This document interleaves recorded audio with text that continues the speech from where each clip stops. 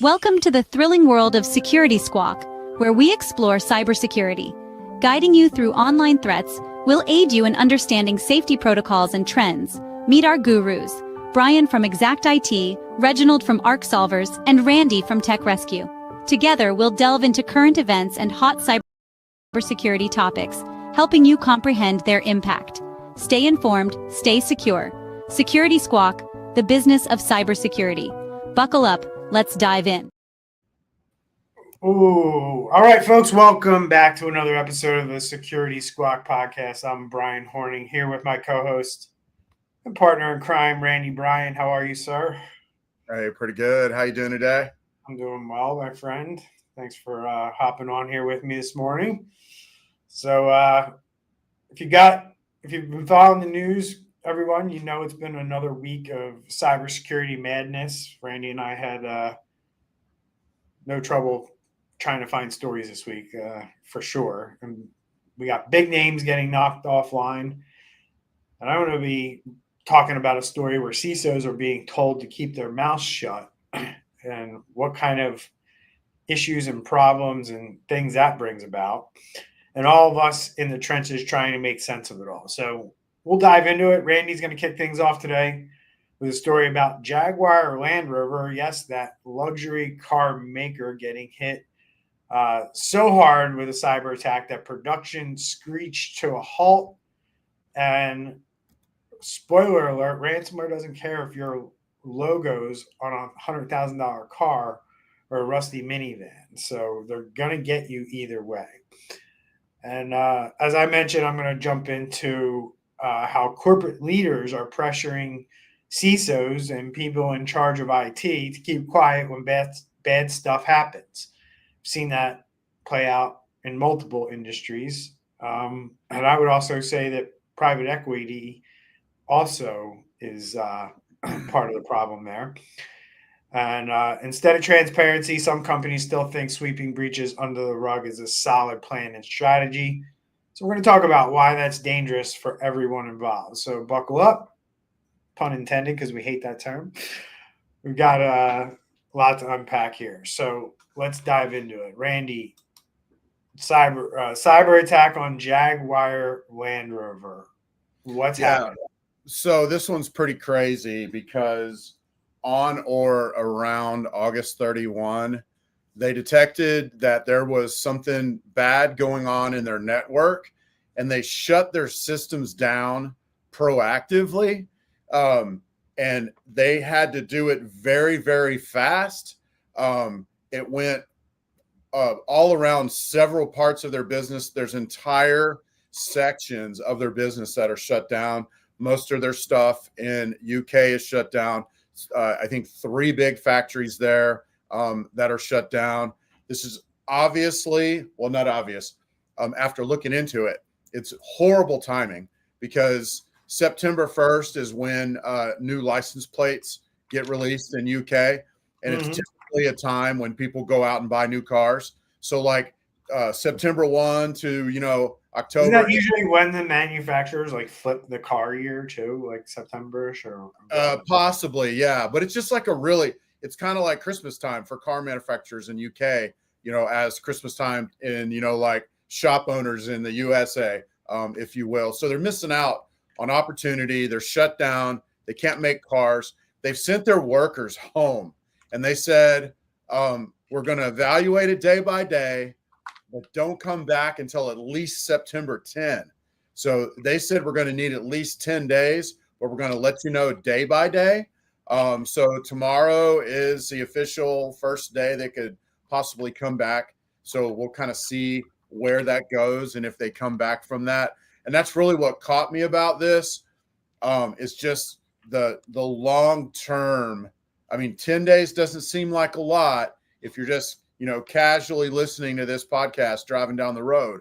But imagine if your business had to completely shut down for 10 days. You couldn't pay people, couldn't collect money, you couldn't sell stuff, and you were just literally just shut down. And how much angst that would cause. You got people that, they've been sent home and maybe they said, promised that, hey, we're going to pay you or whatever. We don't really know that yet. Most likely they did. You know, we had some, what was it, last year, the year before, that told people go home and you're not getting paid, you know, look for other jobs. You know, people are going to look for other jobs if they think they might not get paid or if they're not getting money. You just never know in a situation like this. Another crazy thing, it's a group called Scattered Lapsus Hunters, which, wow, yes, sounds is that a like, murder? yes. I don't know 100%, but it sounds Like they're getting like law firms with their names around here. yes. And it sounds like Scattered Spider and some of these and two of these other groups that we've heard, you know, almost every week we've mentioned them. More downsides. They are expecting possibly to have disruption until October at least. And suppliers.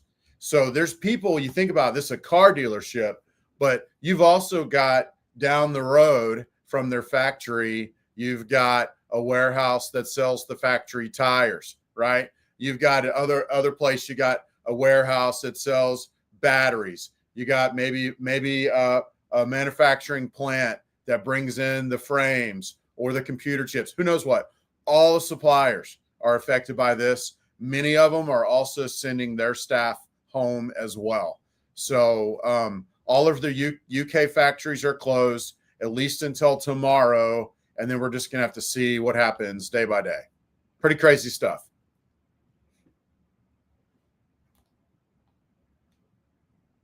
Uh-oh. Are you muted? I think you're muted, Bryan. I did. Lips are moving, but I don't hear anything. I did because I had to cough. So, yeah, it's interesting because like the first people that are going to be impacted by this are going to be the service departments, right? The Jaguar dealers service department is probably going to be the most impacted by this initially because they're not going to be able to get the parts from Jaguar, and you know that supply chain is going to come to a screeching halt. Long term, you know, you might not see as many cars on the lot in a month or two. The car you ordered might not come, you know, it's probably going to be delayed if you ordered a custom Jag or Land Rover, right? Because, you know, if production is stopped, it's either not, the queue is not moving. So it's going to take a minute to get your car. You know, so dealers will be impacted based on how things are going right now out there. I don't salespeople. Too many cars are being sold right now, though. I mean, I would be more concerned in this situation, in the current climate, economic climate, more about the service and the parts than the sales of the cars. Mm-hmm.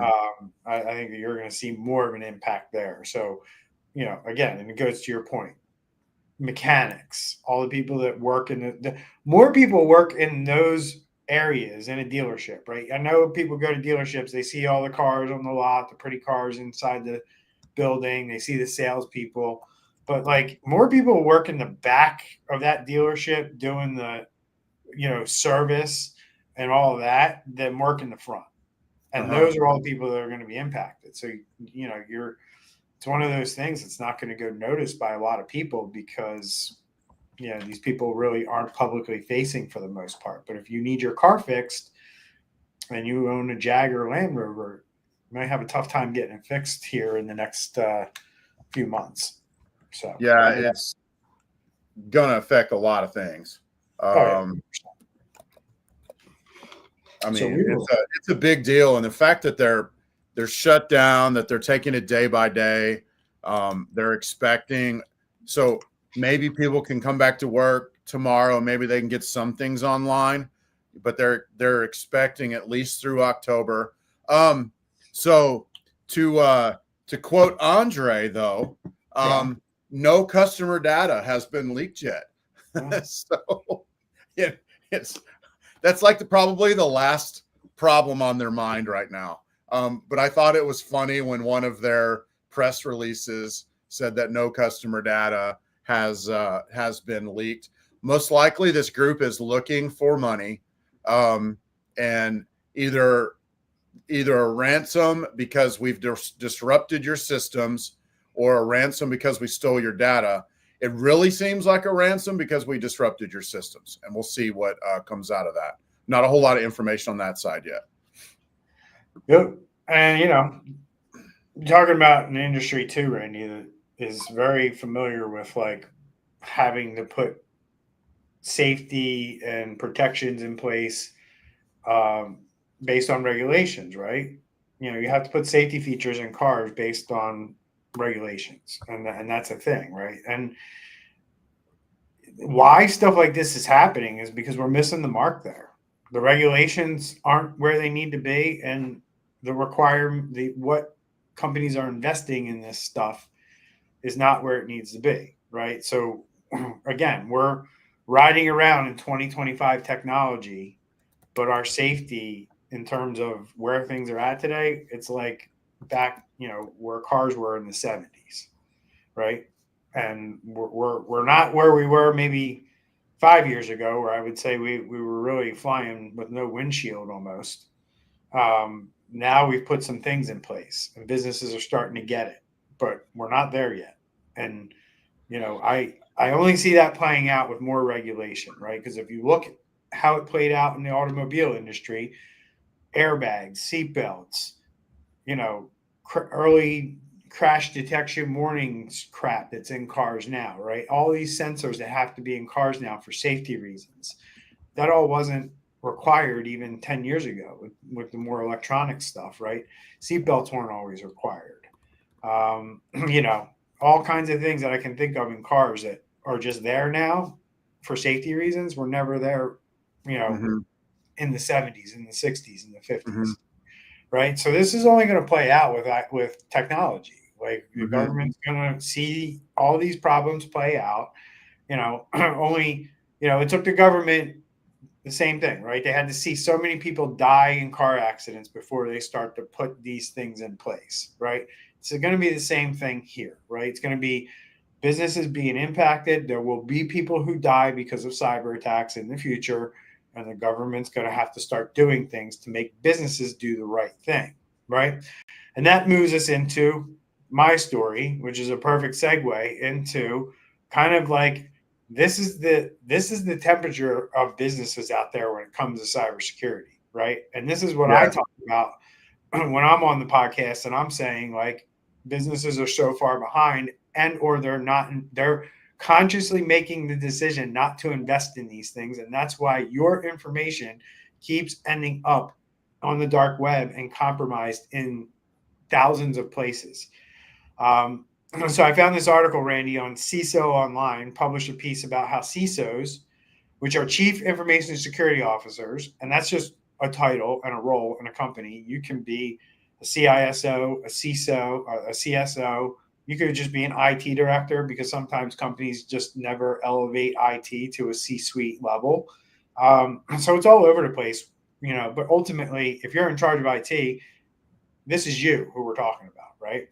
And we are hearing and seeing across the board from different places, through interviews, through talking to people at trade shows and things like that, plus good old Reddit, where we're seeing more and more stories of these types of roles facing growing pressure to stay silent when a security incident happens.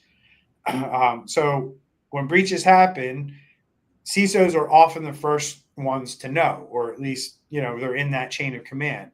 But increasingly, they're being told by executives or legal teams to keep it quiet, and sometimes even to keep it from regulators and even their own employees. And I've seen all of that play out. Like, I've seen companies have email compromises and other things, Randy, where the leadership is basically like saying like, yeah, let's get this cleaned up and don't let the rest of the company know. It's wild. Disturbing. Right. Because companies are terrified because of reputational damage, lawsuits, and shareholder backlash. Like literally I would say, Randy, that based on my experience, leaders are more fearful of employees becoming aware of like a cyber incident and then leaving the company and spreading the bad word, so to speak, which happens all the time, by the way, than they are actually dealing with the issue and protecting the problem. Like, to me, I would think CEOs and CFOs and people making these decisions should be more terrified about getting hacked, but instead they're more terrified of the repercussions of the hack. Mm-hmm. How bass-ackwards is that? Mm-hmm. It's when you started reading this, I was just shaking my head. Not that I didn't believe you or whatever. I'm dumbfounded by this, because this is like the worst advice you could the worst thing, not the worst thing you could ever do, but it's some really bad advice and a really bad thing to do. Because one, if you're publicly traded, you have all kinds of obligations to reveal facts. And you've already alluded to it, laws in place for this kind of stuff.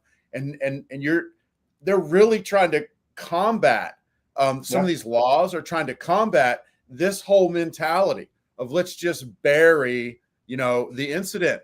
If you're publicly traded, your shareholders need to know if you had an incident or not. And we're not talking about like, so-and-so gave away their credentials and you found it 8 minutes later and you shut it down, you researched, nothing happened. Okay. That's one thing. But like somebody got breached and then sent out, 5,000 emails that then affected other people, or parts of your company had to be shut down. Anyway, I'm kind of going off on a tangent here, but bottom line, it's dumbfounding. And I would say to anybody that's a CISO that's watching our show, you got to push back, or you got to find someplace else to go. You do not want to be in an environment like this. This is like Enron stuff, where they're just sweeping things under the rug to make it look good for their shareholders. It's not good. Right. So my company offers fractional CISO services, right? So we kind of know like the gotchas and the pitfalls to look out for when you're dealing with a company who, let's say, hasn't fully bought in, at the C-suite level to a lot of the security stuff. And what you said is 100% spot on, but I'm going to kind of give you a little bit of inside baseball here with just be like, if you're a CISO or you're promoted to a role like this, you need to document everything from day one, because you don't know when, like Randy kind of said, like, you got to make sure you have everything like, done right, documented, like during the event or whatever. But it starts with day one of your job, actually, because this is a culture that's manifesting itself through your company that eventually leads to this event. Right. So if you document along the way that you recommended this and they didn't do it, right, you need to keep that documentation for yourself because unfortunately right now we're seeing CISOs pay the price personally, and like career ending, and in some cases jail time, because they don't have the evidence to prove that they went and made these recommendations and they were shot down. When the S hits the fan, do you think the CFO and the CEO are going to go to regulators or go to law enforcement and be like, yeah, they told us and we just told him no? No, they're going to be like, yeah, it was his job and he failed to protect us. Yep. They'll throw you under the bus. So, I mean, people lie, people withhold information. So if you don't have this stuff documented, you're going to be the one who faces the fines and criminal charges down the line. So a warning to all CISOs that this is what you need to do today in the environment that we're seeing in most businesses. So if you're a CISO and you're watching this, we want to hear from you. Like, have you seen something like this, or have you thought of these things? Because, this stuff is serious and this stuff is playing out every single day in companies across the world. Like, CISOs are taking the fall for decisions that they're not even fully making or in control of. So it's becoming an impossible position at the end of the day, where I'm seeing a lot of people like don't even want these jobs anymore. Because like you said, like, you're like, if they're not doing what you say, you move on. Well, like, we're kind of going into a job market where moving on is going to be really hard.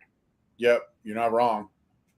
So you need to document. If you need to keep your job and you want to keep your income, you need to document first. And then look for a job at the same time, but make sure you're documenting everything. Mm-hmm. Right, just like we do in our companies, right? For cybersecurity, Randy, if we go to a client and we recommend something and they're like, no, what are you sending them? You're sending them a document that they have to sign, right? That says we recommended this, and you right. So CISOs have to kind of play the same game. I would just do it in an email, shoot the email off to them, and you're good. So we know we have CEOs also that watch this show. Other than just legal ramifications, what would be some advantages of a CEO being transparent, or a company being transparent about breaches? Okay, so they are worried about bad publicity, but let's look at the flip side of that, because we had our friend on here, like 2 years ago, Cindy, and she said, the thing is, we haven't had enough people be exposed to enough breaches. Like, we can't just say, oh, there was a breach and everybody knows what happened, right? It's lack of exposure. Like, if I say there was a car crash, I can just give you a couple of details and your brain kind of fills in the rest because you've seen dozens of them, right? Well, when it comes to breaches, we haven't seen that. We haven't seen the ramifications. We haven't seen enough CEOs be transparent. So what are some advantages that a company would experience if they were transparent about a breach? Sure. Good, great angle and question. First off, I mean, this is why I think this podcast is valuable and why you should share it with your friends and family so people get the word and people start to understand this content and what's going out there, especially if you own a business or you're in the business world. Because while Randy's right, we haven't seen it in mainstream media. And I think, it'll be a long time before we see stuff like this showing up in mainstream media. It does play itself out. It just doesn't play itself out like in mainstream media in a public way. It plays itself out in a very almost private, almost organic way, in that we talk about all the time on the podcast, Randy, about how you're going to lose your trust and your faith of your customers if you have a cyber attack. But what goes hand in hand with that is employees leave companies that get hacked too. And we see it 100% of the time. And that's what I mean. Like, if you get hacked and your employees know about it, they're going to leave you very soon. And they're going to go start telling the next company that, oh, where I just worked, this just happened. Mm-hmm. And now 200 more people know that your company got hacked. Mm-hmm. Right. And then they tell their friend and tell their colleague, hey, did you hear, ABC competitor of ours got hacked? Right. And it's whispered down the lane from there. I mean, that happens to me all the time. I go to events and people are like, hey, did you hear this company got hacked? Yep. So that's how it plays out in real time. I mean, for your business. So the damage is not, it takes such a long time to play out, right? It's not like a light switch or a quick blast. It's like long, draining. I think somebody, kind of used the C word as like an analogy to what happens when you're trying to recover from a breach like this. It's a long, slow death for most businesses, and that's how it plays out. Right, and so being there's a whole side of loss of reputation that CEOs are concerned about. But on the flip side, once it happens, you can actually build trust. Right. That's what I mean. Like, your answer to your question is, if you want that transparency side of it, what happens if you're transparent, or what happens? That's it, right? You don't lose employees. You don't lose customers, right? How you handle this situation matters. Probably more so than the event happening itself. Mm-hmm. I think people will give you a pass if you get hacked if you handle the aftermath correctly.